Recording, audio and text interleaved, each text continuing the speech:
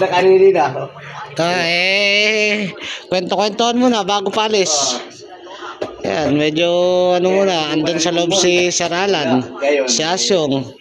Anong latest na balita sa Pilipinas, Totoy Bibo? Ako din sa Pilipinas ngayon.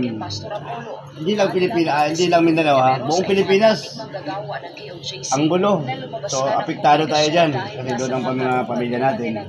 Anong magandang gawin natin para sa kanila? Para sa kanila, neutral tayo. Importante, safe tayo.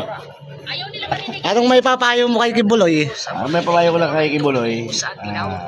Sagutin niya ang mga pambabati ko sa kanya ni Senador Hontiveros. Yun lang ipapayo ko sa'yo. Mahal na pastor. At saka mga ano dyan, mga akusado. Mga akusahan.